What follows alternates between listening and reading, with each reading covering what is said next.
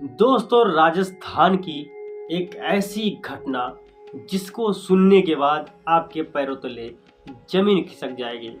दोस्तों, जिस लड़के से उसे थी बेइंतहा मोहब्बत, जिसके पीछे वह अपना जाति, धर्म और नाम तक का बदल दिया, वही लड़का उसको किस तरह से मौत के घाट उतार देता है। आखिर उस लड़की की क्या गलती थी?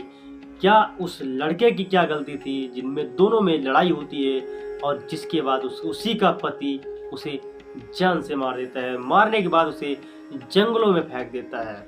उसकी छोटी सी बेटी, जिसकी उम्र महज 2 महीने थी, उसको अकेला छोड़ जाती है।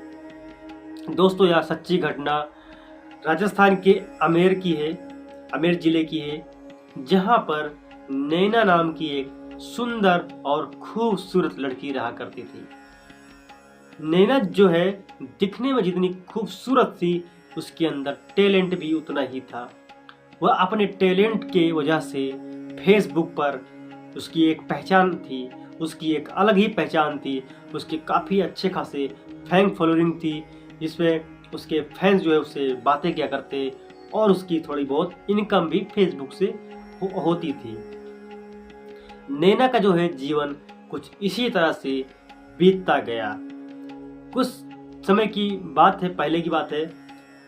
एक दिन नैना खाना बना रही होती है और खाना बनाते बनाते वह मोबाइल चला रही थी। और नैना जो होती है वह अक्सर जो है फेसबुक पर एक्टिव रहती थी। वह 24 घंटे के करीब 10 घंटे वह फेसबुक पर एक्टिव रहती थी।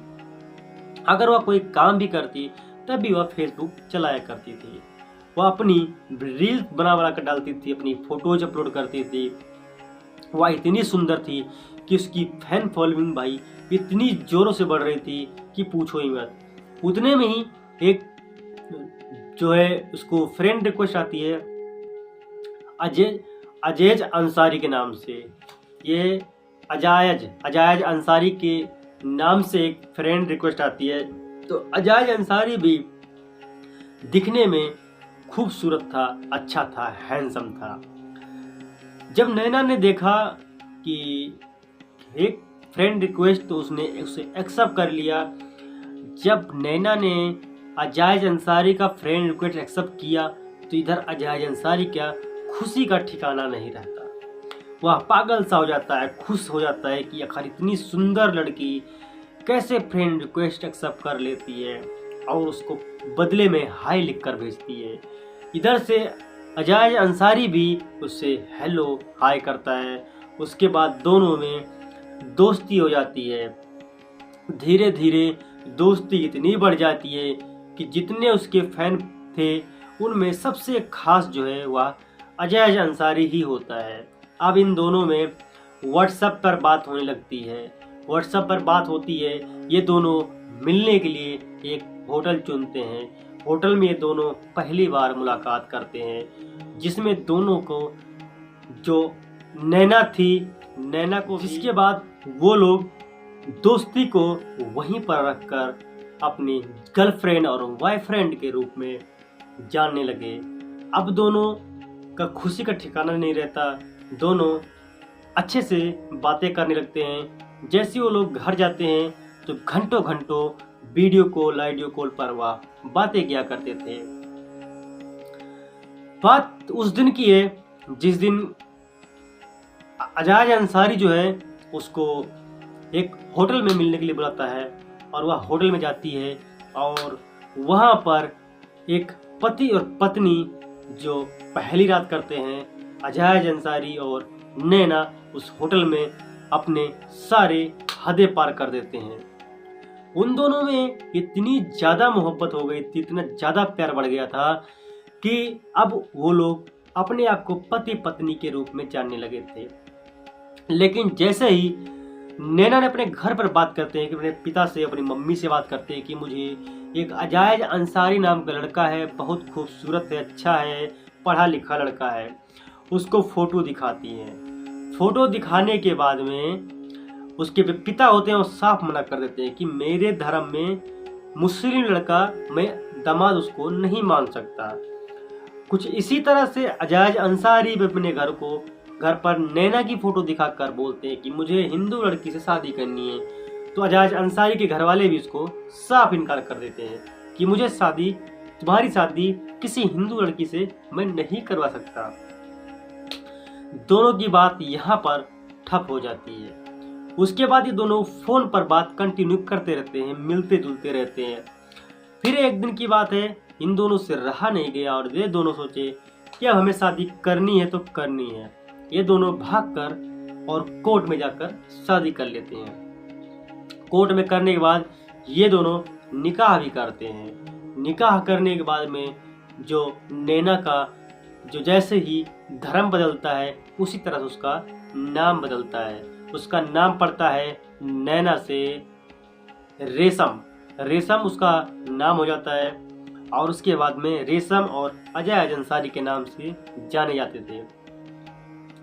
लेकिन नैना की एक लत थी, जो लत थी कि फेसबुक से बातें करना और फेसबुक से जितने लोग होते थे मिलने के लिए बोलते थे वह उनसे बातें कर उनसे मिला करती थी, उनके साथ स्कूटी पर या गाड़ी पर या किसी चीज़ पर भी घूमा करती थी। इस चीज़ को लेकर अजाज अंसारी उस पर कई बार आवाज़ उठाता है कि मुझे ये सब पसंद नहीं है, तुम ये सब बंद कर दो।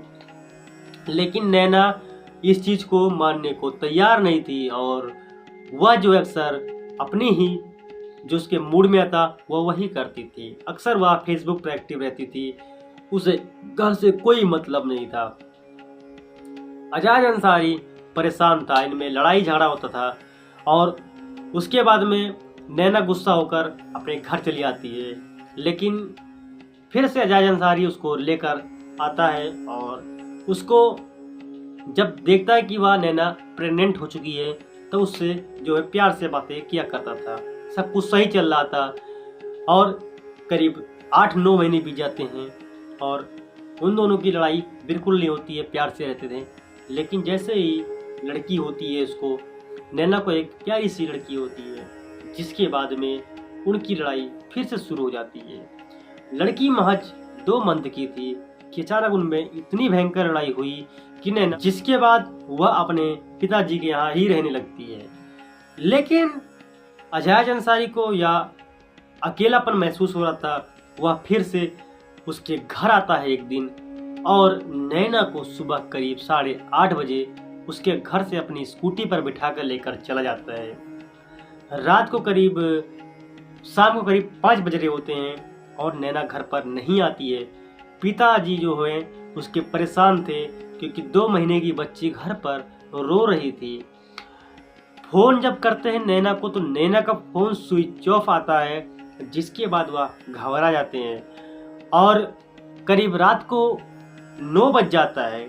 9 बजने के बाद जब पिता अपने दामाद को यानी कि अजाज अंसारी को फ़ोन लगाकर बोलते हैं कि बेटी कहाँ है, अभी तक घर नहीं आई है और यहाँ पर छोटी बच्ची है वह बहुत रो रही है। अजाज अंसारी साफ मना कर देता है कि मैंने उसे कुछ समय पहले छोड़ दिया था, वह जो है मेरे साथ अब जो है नहीं है, वह घर चली गई है, क्या अभी तक पहुंची नहीं। जब पिता इस चीज को सुनता है तो उसे शक होता है।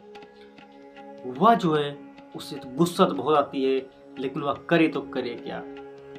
वह जो है करीब उसको गायब हुए करीब 20 घंटे बीत जाते हैं, लेकिन नैना घर पर वापस नहीं आती है।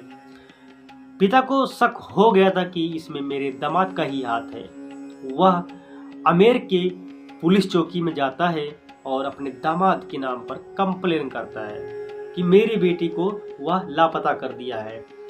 जब पुलिस अजाज अंसारी के नाम कंप्लेन लिखती है, उसको अरेस्ट करती है, उसको पुलिस चौकी बुलाती है तो उससे पूछताछ होती है कि आखिर नैना है तो है कहाँ। पर अजाज अंसारी जो है वह साफ मना कर देता है। वह कहता है कि मेरी पत्नी मैंने उसको 8 बजे छोड़ दिया था, वह घर गई थी लेकिन वह घर नहीं पहुंची है, मुझे खुद तकलीफ हो रही है, मैं खुद अपने दम पर ढूंढ रहा हूँ, कृपया आप मुझे परेशान ना करें। इस बात को सुनकर पुलिस जो है उसको छोड़ देती है। लेकिन पुलिस और जो उसके नैना के पिताजी होते हैं उनको इसके बात पर भरोसा नहीं था। कुछ समय बाद पुलिस के पास एक राहगीर का फोन आता है और कहता है कि यहाँ पर एक डेड बॉडी पड़ी हुई है, जो कि एक लड़की की डेड बॉडी है। पुलिस अपने टीम के साथ में वहाँ जब पहुँचती है तो देखती है कि एक लड़की की बॉडी पड़ी होती है, जिसे पोस्टमार्टम के बाद उसे नैना के नाम पर घोषित किया जाता है। नैना जो है, जैसे ही नैना का नाम सुनती है तो सुनाई पड़ता है तो पुलिस जो है वह हैरान हो जाती है कि आखिर जिस लड़की का गुमशुदा का तलाश का कंप्लेंट लिखाया गया था, उस लड़की की डेड बॉडी हमारे सामने पड़ी हुई थी। वह जो है नैना के पिता के पास कॉल करता है और उसको सारी बातें बताता है। पोस्टमार्टम के बाद जैसे ही नैना के पिताजी के सामने उसकी बॉडी आती है तो वह जो है रोने धोने लगते हैं। माता पिता उनकी बहुत बुरी हाल होती है, बहुत रोते हैं, बिलखते हैं। उस छोटी सी बच्ची का क्या होगा, आखिर उसकी देखभाल कौन करता, क्योंकि महज 2 साल की बच्ची जो कि अभी दूध पीना ही सीखी थी और उसकी माँ की हत्या कर दी गई। उसके बाद में पुलिस को पूरा शक हो गया था, क्योंकि घटना स्थल पर के कुछ ही दूरी पर झाड़ी में जायज अंसारी की स्कूटी पड़ी हुई थी, उसमें छुपाई गई हुई थी। उसकी स्कूटी से पता चल गया था कि इसके पीछे अजायज का ही हाथ है। उसके बाद में उसको अरेस्ट किया जाता है। पहले तो वो मना कर देता है, लेकिन पुलिस के हत्थे जो चढ़ता है वो सच जरूर बोलता है। उसके बाद जोर दबाव डालने पर वह सच बताता है, कहता है कि मैंने नैना को अक्सर मना किया कि फेसबुक मत चलाओ। वह एक अय्याश लड़की थी, वह अपने दोस्तों के साथ में जाया करती थी और उनके साथ संबंध बनाया करती थी। मुझे वह बिल्कुल टाइम नहीं देती थी, इसीलिए मुझे गुस्सा आया और मैंने उसकी हत्या कर दी। इस बात से पुलिस को बहुत गुस्सा आया, उसके माता पिता को भी बहुत गुस्सा आया कि आखिर उस लड़की के ऊपर वह इल्जाम लगा रहा था और उसकी हत्या तक कर दी थी। उसके बाद में पुलिस उसको जेल भेज देती है और यह कहानी यहीं पर खत्म हो जाती है।